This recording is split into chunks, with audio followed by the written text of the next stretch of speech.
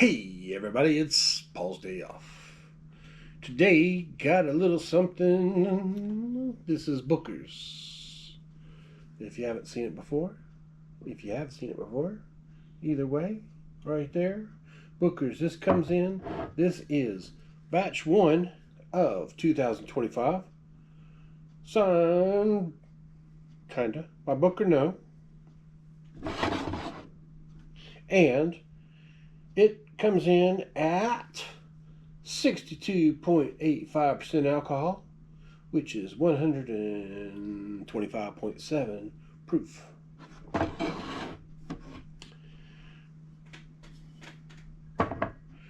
don't pick up the ones like this too often, so I thought this might just be a nice time to pick one up. But there we go. And get a little poured over here.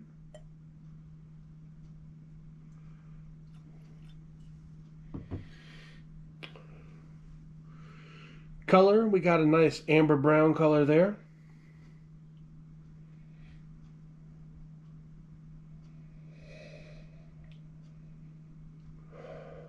Do pick up some ethanol, but up with it being 62% alcohol, we are going to do that. I do pick up peanuts, peanut shells.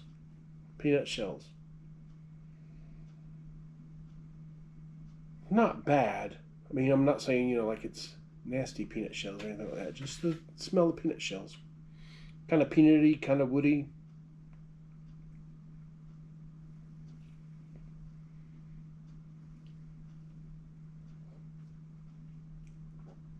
So we got caramel. We do pick up alcohol in the taste.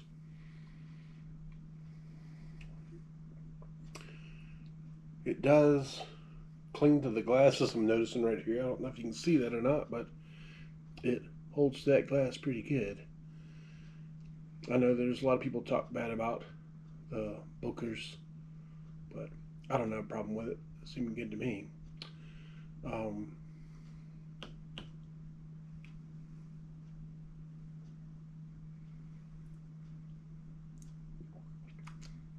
right there, I am getting a good deal of peanut flavor on that. Um, hmm.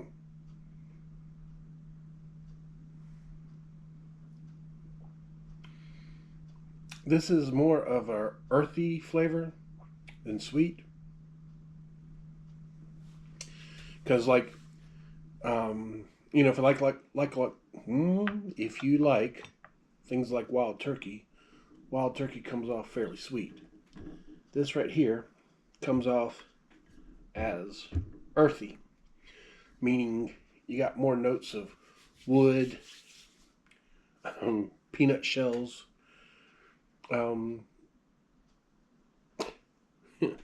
It's one of those things where you say something and you think, well, not in a bad way, but it makes me think of like when you used to go into the steakhouses and they'd throw peanut shells on the floor. Makes me think of how the air smelled there. Okay? Because you had so many peanut shells around you. They don't do it now. I'm sure it was considered a fire hazard or just, you have people that chew the peanut shells, so it probably just considered kind of nasty. Sorry, guys. Anyway.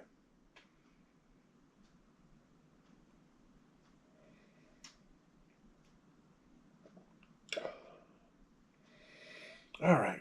Well, Kelly's going to read a little bit of the notes from the history on this batch. Is that what it's called, or what do they say? Yeah.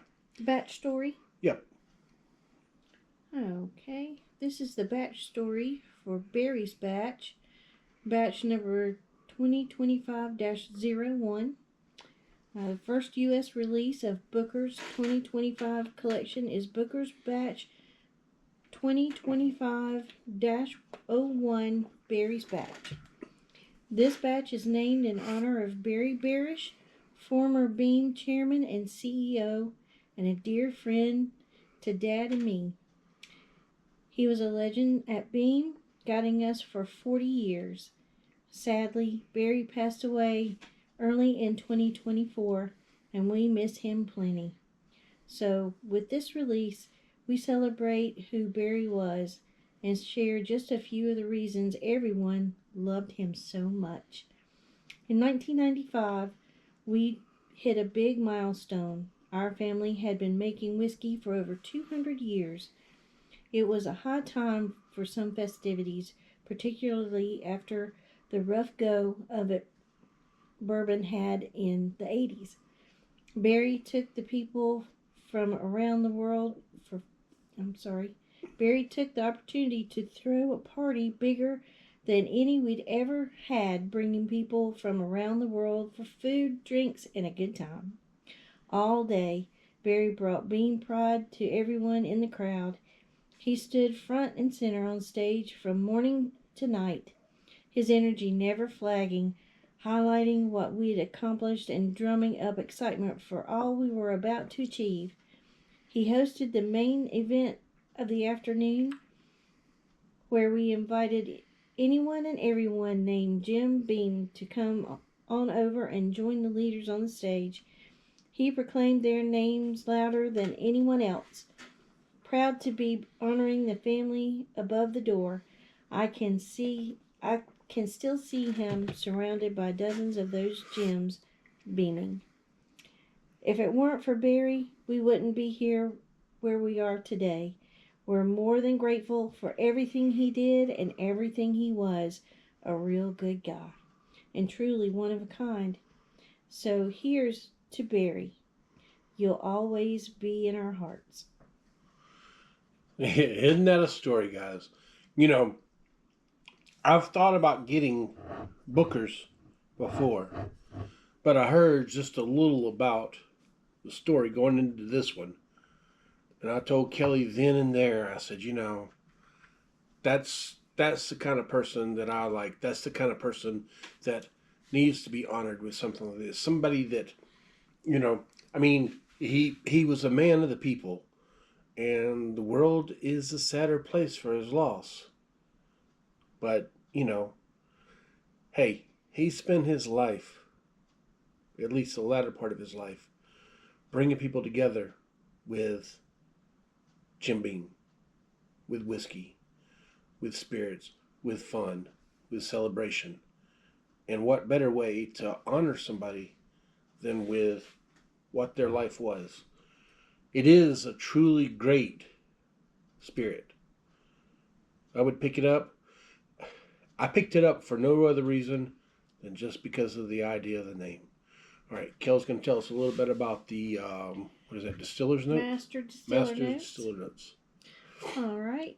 Booker's Berry Batch is made up of barrels from 4 production dates that were aged in 5 different warehouses.